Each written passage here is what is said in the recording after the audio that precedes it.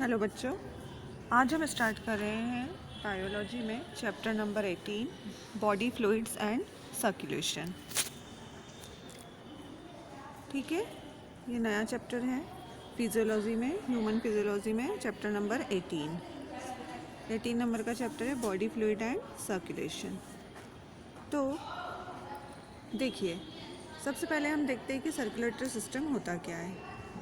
तो system concerned with circulation of body to distribute various substances to various body part. मतलब ऐसा system जो हमारी बॉडी के अलग अलग सब्सटेंसेस को अलग अलग बॉडी पार्ट्स तक ले जाता है, तो उसे हम क्या कहते हैं?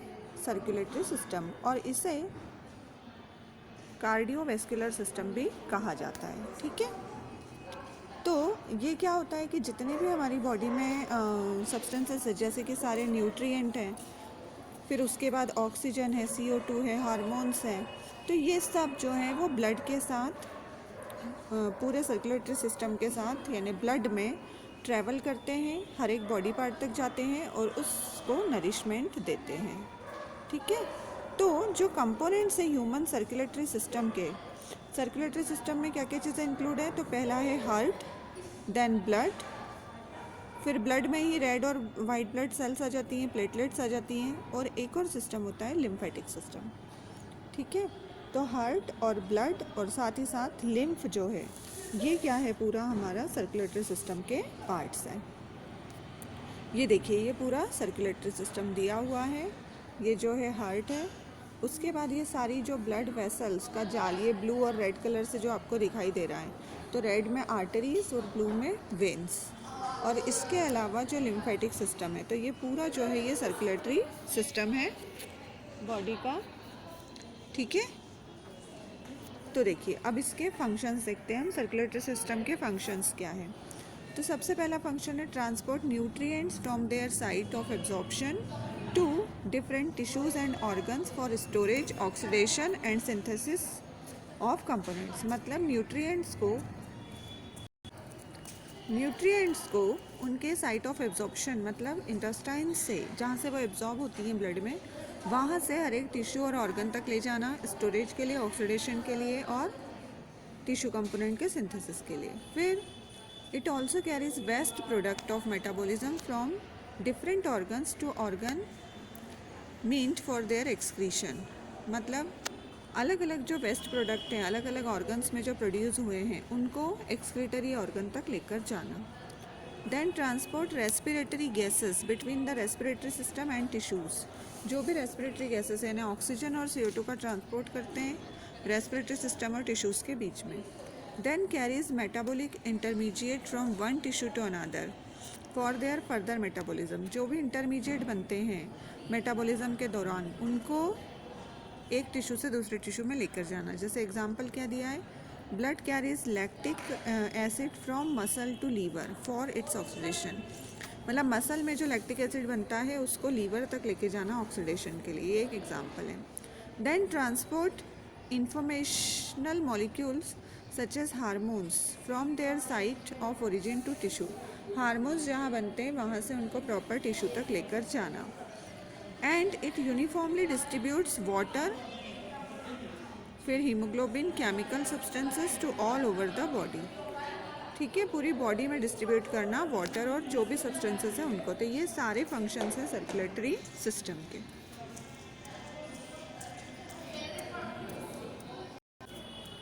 नेक्स्ट देखिए, types of blood circulation in human में ब्लड सर्कुलेशन कितने टाइप से होता है? तो ये जो पूरी फिजियोलॉजी है ब्लड सर्कुलेशन की, पहली बार जो है डिस्कवर किसने की थी? सर विलियम हार्वे ने 1628 में। ठीक है, और 3 सर्किट से जो है पूरी बॉडी में ब्लड जो है हमारा सर्कुलेट होता है। तो फर्स्ट जो है वो क्या है? Coronary circulation. कोरोनरी मतलब it involves blood supply to the heart wall and also drainage of the heart wall. मतलब ब्लड सप्लाई कहाँ पर करता है? ये हार्ट की दीवारों में। ठीक है, और इसके लिए होती है कोरोनरी आर्टरीज और कोरोनरी वेन्स। ये देखिए, एक पेयर जो है ये निकलता है aortic arch just above the semilunar wall, they break up into capillaries to supply oxygenated blood to heart wall. मतलब ये जो आर्टरीज है ये ऑक्सीजनेटेड ब्लड को हार्ट की दीवारों तक पहुंचाती है, और जो कोरोनरी वेन्स हैं वो डीऑक्सीजनेटेड ब्लड को लेती हैं हार्ट की दीवारों से और राइट ऑरिकल में भेजती हैं। ठीक है, तो ऐसे ये सर्कुलेशन होगा कोरोनरी सर्कुलेशन। दूसरा होता है pulmonary circulation. It include circulation between heart and lungs. ठीक है, हार्ट और लंग्स के बीच में जो सर्कुलेशन होता है वो है पल्मोनरी सर्कुलेशन। तो ये होता है राइट वेंट्रिकल जो है वो डीऑक्सीजनेटेड ब्लड पंप करता है और पल्मोनरी एओर्टा के थ्रू ये जो है कहाँ जाएगा, लंग्स में, और फिर लंग्स में ऑक्सीजनेटेड होके जो है पल्मोनरी वेन के थ्रू ये दोबारा कहाँ पर आता है, लेफ़्ट साइड में, और वहाँ से फिर पूरी बॉडी में डिस्पैच होगा। तो ऐसे पल्मोनरी जो है सर्कुलेशन कहाँ हो रहा है, हार्ट और लंग्स के बीच में। और तीसरा है सिस्टमिक सर्कुलेशन। ये होता है circulation of blood between heart and body organs, यानी लेफ्ट वेंट्रिकल जो ऑक्सीजनेटेड ब्लड को पूरी बॉडी में पंप कर रहा है तो वो कहलाता है सिस्टमिक सर्कुलेशन। तो ऐसे 3 प्रकार के सर्कुलेशन ह्यूमन में होते हैं। अब देखिए जो फर्स्ट पार्ट है सर्कुलेटरी सिस्टम का वो है ब्लड। ठीक है, ब्लड जो है वो फर्स्ट पार्ट है सर्कुलेटरी सिस्टम का। तो ब्लड को हम कैसे डिफाइन कर सकते हैं, blood is a connective tissue which composed of a fluid matrix and formed elements।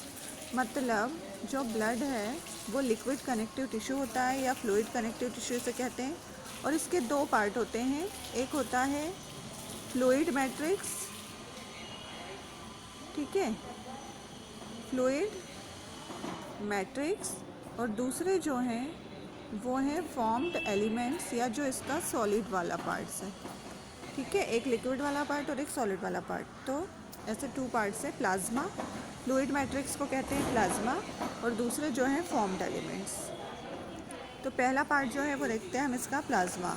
तो प्लाज्मा जो है वो स्ट्रॉ कलर का विस्कस फ्लूइड, मतलब थोड़ा गाढ़ा फ्लूइड होता है, कॉन्स्टिट्यूइंग नियरली 50% ऑफ द ब्लड। मतलब 50 से 55% जो है ब्लड का हिस्सा वो किसका बना हुआ होता है, प्लाज्मा का। और प्लाज्मा में 90% होता है वाटर, और इसके अलावा 6 to 8% होते हैं प्रोटीन। ठीक है, अब जो मेजर प्लाज्मा प्रोटीन है वो होते हैं फाइब्रिनोजन, ग्लोब्यूलिन्स और एल्ब्यूमिन। ये प्रोटीन इसमें मेनली पाए जाते हैं। फाइब्रिनोजन क्या करता है, इसका इम्पोर्टेंट रोल है ब्लड कोगुलेशन में, मतलब ब्लड का थक्का जमाने के लिए। जब हमको चोट लगती है तो आप देखते हो कि अपने आप जो है ब्लड क्लॉट हो जाता है, थोड़ी देर के बाद ब्लड बहना बंद हो जाता है, तो वो फाइब्रिनोजन के कारण। देन ग्लोब्यूलिन जो है वो डिफेंस मैकेनिज़्म का काम करता है, और एल्ब्यूमिन्स जो है वो ऑस्मोटिक बैलेंस को बना के रखता है। तो ऐसे ये प्रोटीन्स के काम हैं। इसके अलावा कुछ मिनरल्स भी प्लाज्मा में पाए जाते हैं, जैसे सोडियम है, कैल्शियम, मैग्नीशियम, कार्बोनेट और क्लोरीन। ये सब भी प्लाज्मा में पाए जाते हैं। फिर इसके अलावा प्लाज्मा में कुछ होता है ग्लूकोज, अमीनो एसिड, लिपिड। फिर factors for clotting of blood are present in plasma. ये जो है ये भी इसमें होते हैं। और plasma without clotting factor called serum. बिना क्लॉटिंग फैक्टर के प्लाज्मा को क्या कहते हैं हम, सीरम कहते हैं। तो ये सारी चीज़ें प्लाज्मा में होती है। अब देखिए जो नेक्स्ट पार्ट है इसका वो है फॉर्म्ड एलिमेंट्स। तो फॉर्म्ड एलिमेंट्स का मतलब क्या होता है, इरिथ्रोसाइट, ल्यूकोसाइट और प्लेटलेट्स, इन तीनों को कलेक्टिवली जो है वो बोला जाता है फॉर्म्ड एलिमेंट्स। ठीक है, और ये बनाते हैं ब्लड का 45% पार्ट। 55% था प्लाज्मा और 45% जो है वो फॉर्म्ड एलिमेंट्स होते हैं। अब इनमें देखिए एक एक देखते हैं हम। फर्स्ट है इरिथ्रोसाइट, या इन्हें कहते हैं रेड ब्लड सेल्स या फिर आरबीसी। ठीक है, लाल रक्त कणिकाएँ। तो इरिथ्रोसाइट्स जो हैं या रेड ब्लड सेल्स ये मोस्ट एबंडेंट होती है, मतलब सबसे ज़्यादा पाई जाती हैं ब्लड में। एक हेल्दी एडल्ट मैन जो है, एक हेल्दी पर्सन है यदि, तो उसमें एवरेज 5 मिलियन से 5.5 मिलियन आरबीसी मिलती है ब्लड में। ठीक है, पर क्यूबिक मिलीमीटर ब्लड में। ठीक है, तो इतनी आरबीसी इसमें होती है। आरबीसी जो है वो बनती है रेड बोन मेरो में, ये रेड है, ठीक है, रेड बोन मेरो, लाल अस्थि मज्जा में आरबीसी का फॉर्मेशन होता है। आरबीसी में न्यूक्लियस नहीं होता, ये इसकी खासियत है। न्यूक्लियस जो है इसमें एब्सेंट होता है और बाय कॉन्केव शेप की ये होती हैं। इसमें रेड कलर का पिगमेंट पाया जाता है, रेड कलर का आयरन कंटेनिंग प्रोटीन कॉम्प्लेक्स जिसे हम कहते हैं हीमोग्लोबिन, ठीक है। मतलब ये जो रेड कलर है आरबीसी का वो किसके कारण होता है, इस हीमोग्लोबिन के कारण। और यदि एक हेल्दी पर्सन है तो उसके 100 ml ऑफ ब्लड में 12 to 16 ग्राम हीमोग्लोबिन जो है वो होना चाहिए। हम बोलते हैं ना कि हीमोग्लोबिन कम हो गया, तो हीमोग्लोबिन क्या करता है, ऑक्सीजन को कैरी करता है, और ऑक्सीजन को यदि हीमोग्लोबिन कम है तो ऑक्सीजन प्रॉपर नहीं जा पाएगी हर एक ऑर्गन तक, और उसके कारण हमको थकान और वीकनेस ऐसा लगता है। तो हीमोग्लोबिन जो है उसका प्रॉपर मात्रा में होना बहुत ज़रूरी है, और रेड कलर जो है आरबीसी का हीमोग्लोबिन के कारण ही होता है। आरबीसी का जो लाइफ साइकिल है वो होता है 120 डेज़ का, ठीक है। ये डिस्ट्रॉय हो जाती है इतने दिनों में, और स्प्लीन में जाके ये मतलब उसको स्प्लीन क्या करता है, अलग हटा देता है, और इसीलिए स्प्लीन को कहते हैं ग्रेवयार्ड ऑफ आरबीसी, यानी आरबीसी का कब्रिस्तान, ठीक है। आरबीसी का रोल क्या है, ट्रांसपोर्ट ऑफ रेस्पिरेटरी गैसेस, मतलब हीमोग्लोबिन जो काम कर रहा है तो वही आरबीसी का फंक्शन है। तो 120 दिन में आरबीसी ख़त्म हो जाते हैं और फिर नए आरबीसी बन जाते हैं रेड बोन मेरो में। तो ये पहला एलिमेंट है फॉर्म्ड एलिमेंट का, एरिथ्रोसाइट या रेड ब्लड सेल्स। सेकेंड है ल्यूकोसाइट्स या वाइट ब्लड सेल्स, ठीक है, WBC, श्वेत रक्त कणिकाएँ। ये न्यूक्लिएटेड होते हैं, मतलब इनमें न्यूक्लियस होता है और इनके जो नंबर हैं वो आरबीसी से कम होते हैं। एक हेल्दी पर्सन में 6000 से 8000 WBC होते हैं पर क्यूबिक मिलीमीटर ऑफ ब्लड में। इनकी लाइफ साइकिल भी क्या होती है, शॉर्ट लिव्ड, यानी कि कम होती है आरबीसी से। अब इनको दो कैटेगरी में डिवाइड करते हैं, ग्रेन्युलोसाइट और एग्रेन्युलोसाइट। ग्रेन्युलोसाइट मतलब जिनका जो साइटोप्लाज्म है, ये WBC का साइटोप्लाज्म वो ग्रेन्युलेटेड होता है, ठीक है, और नॉन ग्रेन्युलेटेड मतलब या एग्रेन्युलोसाइट मतलब उनका साइटोप्लाज्म में ग्रेन्यूल्स नहीं होते। तो ग्रेन्युलोसाइट जो है वो 3 होती है, न्यूट्रोफिल्स, इओसिनोफिल और बेसोफिल्स, और एग्रेन्युलोसाइट है लिम्फोसाइट और मोनोसाइट्स। न्यूट्रोफिल्स जो है वो सबसे ज़्यादा पाई जाती हैं WBC में 60 से 65%, मोनोसाइट्स पाई जाती है 6 to 8%, ठीक है। और न्यूट्रोफिल्स और मोनोसाइट्स जो हैं वो फेगोसाइटिक सेल है, मतलब बाहर से आने वाले जो बैक्टीरिया या वायरस हैं उन पे अटैक करके उनको ख़त्म करने का काम करती हैं। देन बेसोफिल्स जो हैं हिस्टामिन को सिक्रेट करती है, इसके अलावा सीरोटोनिन और हिपेरिन को भी सिक्रेट करती है और इन्फ्लेमेटरी रिएक्शन शो करेंगी। इओसिनोफिल्स जो है वो 2 से 3% होती है WBC में, ये इन्फेक्शन को रोकती हैं और एलर्जिक रिएक्शन जो हम बोलते हैं ना कि एलर्जी हो गई, तो उसमें इन्हीं का रोल होता है इओसिनोफिल का। और लिम्फोसाइट्स जो है वो 20 से 25% बनाता है WBC का, सबसे ज़्यादा पाई जाने वाली लिम्फोसाइट है। और इनके 2 टाइप होते हैं, B and T types. Both the types are responsible for immune response of the body, मतलब ये हमारी इम्यून रिस्पॉन्स जो है वो शो करते हैं। तो लिम्फोसाइट का मेन फंक्शन क्या है, प्रोटेक्शन ऑफ बॉडी, और इसीलिए इन्हें कहा जाता है सोल्जर्स ऑफ ह्यूमन बॉडी, हमारे शरीर के सैनिक। मतलब जिस प्रकार सैनिक रक्षा करते हैं बॉर्डर पे हमारे देश की, उसी प्रकार WBCs जो हैं वो बाहर से आने वाले पैथोजन से हमारी बॉडी को प्रोटेक्ट करती हैं, उनकी रक्षा करती हैं। तीसरे हैं प्लेटलेट्स, इन्हें कहा जाता है थ्रम्बोसाइट्स, ठीक है। तो और ये जो है ये किससे बनते हैं, मेगा कैरियोसाइट से। मेगा कैरियोसाइट्स जो है वो स्पेशल सेल होती हैं बोन मैरो में, ये भी बोन मैरो में बनते हैं मेगा कैरियोसाइट से। 1 क्यूबिक मिलीमीटर ब्लड में होना चाहिए प्लेटलेट्स कितने, 1,50,000 से 3,50,000, 1.5 लाख से 3.5 लाख, ये नॉर्मल रेंज है, ठीक है। प्लेटलेट्स जो हैं इनका फंक्शन क्या है, ब्लड कोगुलेशन, यानी रक्त का थक्का जमाना, ठीक है। यदि किसी के बॉडी में प्लेटलेट्स कम है तो उसमें क्या आएगा, क्लॉटिंग डिसऑर्डर, मतलब थोड़ी सी भी चोट लगने पे उसका ब्लड जो है बहता चला जाएगा, क्लॉट नहीं होगा। तो ये प्लेटलेट की कमी से होता है, तो प्लेटलेट का भी इम्पोर्टेंट रोल है। तो ये पूरा क्या हो गया, ब्लड के कंपोनेंट्स, प्लाज्मा और formed elements. Plasma liquid part है और फॉर्म्ड एलिमेंट्स में है WBC, RBC और प्लेटलेट्स। ये देखिए, ये प्लेटलेट्स, ये रेड ब्लड सेल्स बिना न्यूक्लियस के, और ये जो हैं पांचों, ये क्या हैं, WBC, neutrophil, monocyte, lymphocyte, eosinophil और बेसोफिल्स। तो ये सारे इनके डायग्राम्स हैं। अब इसके बाद हम अगला टॉपिक देख रहे हैं, ब्लड ग्रुप्स। ये तो हमने ब्लड के बारे में पूरा पढ़ा। अब देखिए ब्लड ग्रुप। तो जैसे कि आप जानते हैं कि blood of human being differ in certain aspect.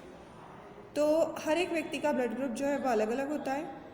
एक तो हम ग्रुपिंग करते हैं A, B और O में, और दूसरा RH, है ना, कि पॉजिटिव है या नेगेटिव है। तो देखते हैं हम कि कैसे ब्लड ग्रुप बनता है। तो इसका देखिए इम्पोर्टेंस क्या है। जब ब्लड ट्रांसफ्यूज़न करते हैं तो डोनर ब्लड जो है क्या करते हैं, हम मैच करते हैं ब्लड को, कि रेसिपिएंट और डोनर का ब्लड ग्रुप मैच होना चाहिए। यदि अनमैच होता है तो बहुत प्रॉब्लम उसमें हो सकती है, डिस्ट्रक्शन हो सकता है RBC का, और भी दूसरी जो है प्रॉब्लम्स उसको हो सकती है। तो ब्लड ग्रुप जो है वो कितने प्रकार के होते हैं, ये देखिए। ब्लड ग्रुप देखिए कैसे हम डिटेक्ट करते हैं कि यदि उसके RBC पे एंटीजन कौन सा है। ठीक है, ये देखिए दो चीज़ें होती है ब्लड में, एंटीजन और एंटीबॉडी। ठीक है, एंटीजन और एंटीबॉडीज़। तो यदि RBC पे एंटीजन है A, ये देखिए एंटीजन A है, तो एंटीबॉडी यहाँ पर होती है B। प्लाज्मा में एंटीजन होता है RBC पे और एंटीबॉडी होती है प्लाज्मा में। तो ब्लड का टाइप उसका देखिए क्या होगा। यदि एंटीजन A है और एंटीबॉडी B है तो ब्लड टाइप जो है वो A ब्लड ग्रुप उसका रहेगा। ठीक है, यदि एंटीजन B है और एंटीबॉडी है A तो ब्लड टाइप उसका रहेगा B। ठीक, मतलब जो एंटीजन है वही उसका ब्लड ग्रुप रहता है। फिर एंटीजन यदि दोनों है, A और B दोनों एंटीजन उसके RBC पे प्रेजेंट हैं, तो एंटीबॉडी यहाँ कोई भी नहीं है और उसका जो ब्लड ग्रुप है वो रहेगा AB टाइप का। ठीक है, फिर कोई भी एंटीजन नहीं है, नाइदर A और B, और वो दोनों एंटीबॉडीज़ है, तो ब्लड ग्रुप जो है वो होता है O टाइप का। कोई भी एंटीजन नहीं है तो 0 या O। ठीक है, और अब ये देखिए कैसे ब्लड दे और ले सकते हैं। ये वाला देखिए, A वाला क्या कर सकता है, कैन नॉट हैव B और AB ब्लड ग्रुप, ये नहीं ले सकता, केवल A और O को ही ये ले सकता है। फिर B वाला A और AB को नहीं ले सकता, केवल B और O को ले सकता है। AB वाला कोई सा भी ब्लड ग्रुप ले सकता है, ये इसे कहते हैं यूनिवर्सल रेसिपिएंट, यानी कोई भी ब्लड ग्रुप ये ले सकता है क्योंकि इसमें दोनों एंटीजन्स हैं और कोई भी एंटीबॉडी नहीं है। फिर O वाला केवल O ब्लड ग्रुप ले सकता है और दे ये सबको सकता है। O ब्लड ग्रुप वाला हर एक को ब्लड दे सकता है क्योंकि इसमें कोई भी एंटीजन नहीं है और दोनों एंटीबॉडीज़ हैं, तो ये यूनिवर्सल डोनर कहलाता है। ठीक है, तो ABO ग्रुपिंग जो है वो किस पे बेस्ड रहती है, एंटीजन कौन सा है RBC पे। RBC पे यदि A एंटीजन है तो A blood group, B antigen है तो B ब्लड ग्रुप, AB दोनों एंटीजन है तो AB ब्लड ग्रुप, और यदि कोई भी एंटीजन नहीं है तो O ब्लड ग्रुप। ठीक है, एंटीजन एक्चुअल में क्या होते हैं, ये केमिकल्स होते हैं जो इम्यून रिस्पॉन्स को बढ़ाते हैं। Antigens are chemicals which can induce immune response. The plasma also contain 2 natural antibodies. Plasma में नेचुरल एंटीबॉडीज़ होती है और एंटीबॉडीज़ क्या होती हैं, प्रोटीन होती है जो कि एंटीजन के रिस्पॉन्स के खिलाफ बनती है। ठीक है, तो ये एंटीजन और एंटीबॉडी के हिसाब से ब्लड ग्रुप जो है वो रहेंगे। ये देखिए blood group O can donate to person with any other blood group and hence an individual with O is called universal donor, and a person with AB blood group can accept blood from all blood groups and hence such an individual is called universal recipient. Clear है? तो ये blood group. अब इसके बाद आता है RH grouping. तो RH grouping क्या होता है, जैसे हम बोलते हैं कि ए ब्लड ग्रुप, तो ए के साथ हम हमेशा जोड़ते हैं कि ए पॉजिटिव या ए नेगेटिव। तो ये पॉजिटिव नेगेटिव क्या है, तो वो है RH ग्रुपिंग। जो RH एंटीजन है वो सबसे पहले जो खोजा गया था रेसस मंकी में, ये देखिए ये रेसस मंकी, तो रेसस मंकी में खोजे जाने के कारण उसको RH नाम दिया है। और 80% लोगों में ये पाया जाता है RBC पे, ठीक है। 80% ह्यूमन में एंटीजन AB के साथ या AB दोनों के साथ RBC पे ये RH एंटीजन भी पाया जाता है। और यदि ये RH एंटीजन है तो इनको हम कहते हैं RH पॉजिटिव, ठीक है, यानी ब्लड ग्रुप जो है वो पॉजिटिव होगा। और यदि कुछ लोगों में ये RH जो एंटीजन है वो नहीं पाया जाता तो ऐसे लोगों को हम क्या कहते हैं, नेगेटिव, ठीक है। तो इसका क्या सिग्निफिकेंस है, देखिए यदि RH नेगेटिव पर्सन है और उसको यदि RH पॉजिटिव ब्लड देते हैं तो उसमें एक स्पेसिफिक एंटीबॉडी बनती है RH एंटीजन के खिलाफ।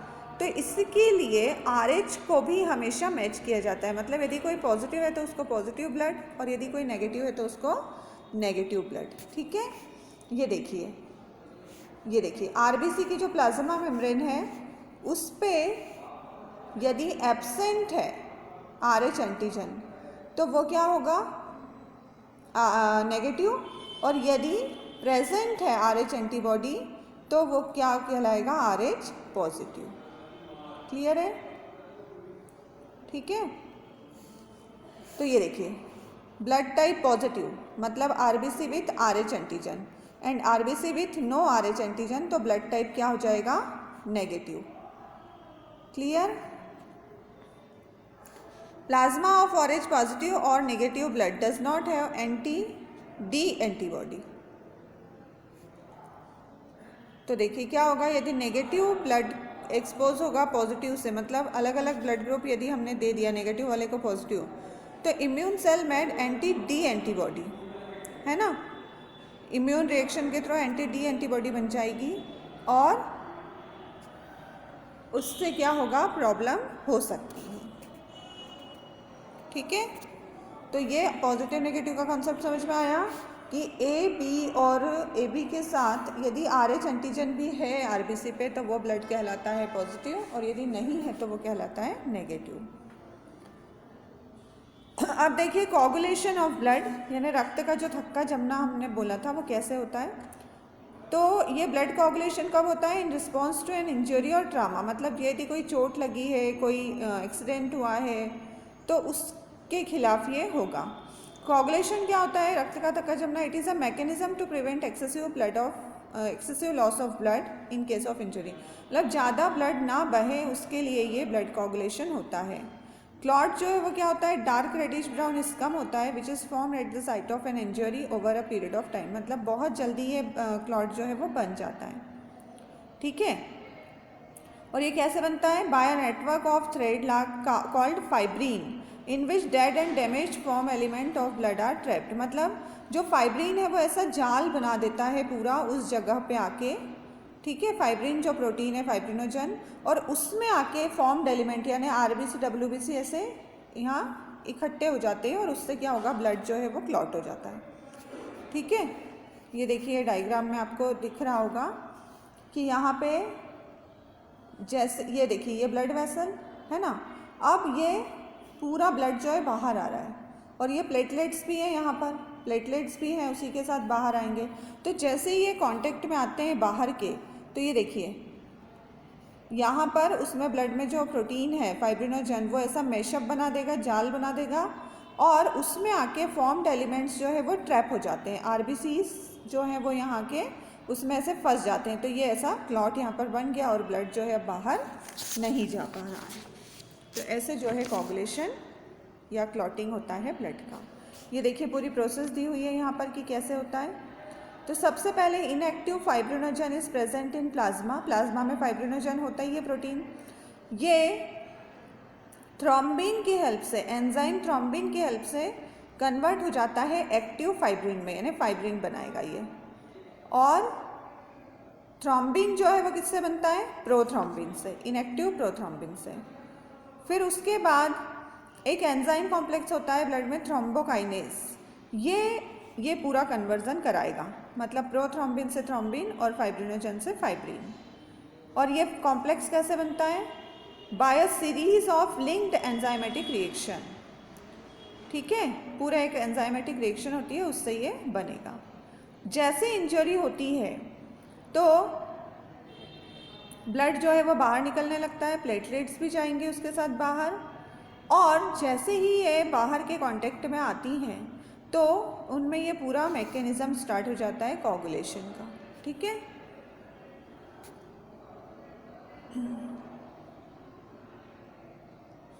ये देखिए, ये पूरा यहाँ से दिया हुआ है। ये प्रोथ्रोम्बिन जो है कन्वर्ट होगा थ्रोम्बिन में, फिर प्रोथ्रोम्बिन एक्टिवेट करता है फाइब्रिनोजन को, फिर फाइब्रिनोजन से बन जाता है फाइब्रिन, फिर फाइब्रिन के जो फाइबर्स हैं वो एक मैश यानी जाली जैसा स्ट्रक्चर बना देंगे घाव के ऊपर, और ब्लड सेल्स जो हैं उसमें आके इंटेंगल्ड हो जाती हैं, रेड ब्लड सेल। फिर ब्लीडिंग स्टॉप, क्लॉट जो है वो हार्ड हो जाता है और बिकम स्मॉलर, धीरे धीरे वो हार्ड होगा और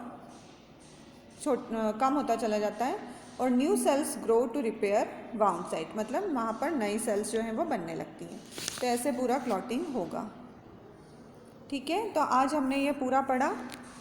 कौन सा पार्ट पढ़ा सर्कुलेटरी सिस्टम का? ब्लड वाला, पूरा ब्लड वाला पोर्शन हम पढ़ चुके हैं। अब इसके बाद जो है वो हम देखेंगे नेक्स्ट पार्ट, यानी कि हार्ट वाला पोर्शन और लिम्फ। ठीक है, थैंक यू।